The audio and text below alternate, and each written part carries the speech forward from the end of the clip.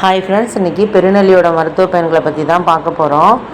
அது பலவிதமாக நமக்கு ரொம்ப ரொம்ப ஹெல்ப்ஃபுல்லாக இருக்குது. பெருநெல்லிங்கிறது கிராமத்தில் எங்கே பார்த்தாலுமே சில பேர் வீட்டில் வச்சு வளர்ப்பாங்க.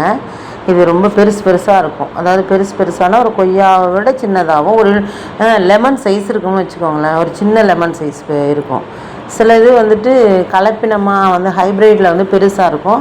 அதை விட சின்னதாக இருக்குது பார்த்தீங்களா, ஒரு லெமனை விட சின்னதாக. அதை தான் நீங்கள் யூஸ் பண்ணால் நல்லது. அதோட மருத்துவ பயன்களை பற்றி இப்போ பார்க்கலாம். பெருநெல்லியில் உள்ள விட்டமின் சி நோய் எதிர்ப்பு சக்தியை மேம்படுத்தி இம்யூனிட்டி பவர் ரைஸ் பண்ணுது.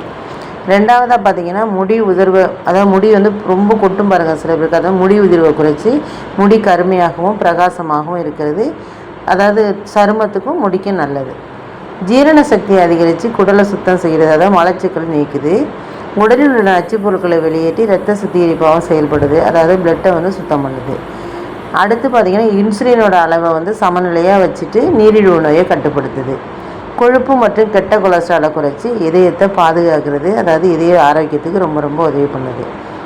அடுத்து பார்த்திங்கன்னா கண்ணோட வலிமையை அதிகரித்து கண் தொடர்பான பிரச்சனையை குறைச்சி கண் பார்வையை மேம்படுத்துது.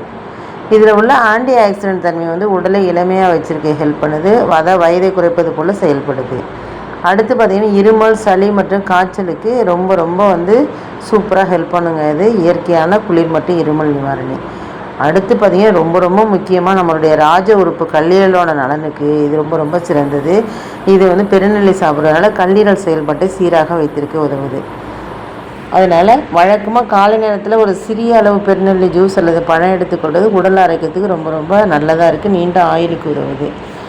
அதனால் நீங்கள் உங்களுக்கு பெருநெல்லி கிடச்சிச்சின்னா ஏதோ ஒரு வகையில் நீங்கள் சேர்த்துக்கோங்க. ஊறுகாயாவோ, ஊறுகாங்கிறது புளிப்பு தன்மை இருக்குல்ல, அதனால் எண்ணெயெல்லாம் சேர்க்குறதுனால இதை விட பச்சையாக சாப்பிட்றது தான் ரொம்ப நல்லது.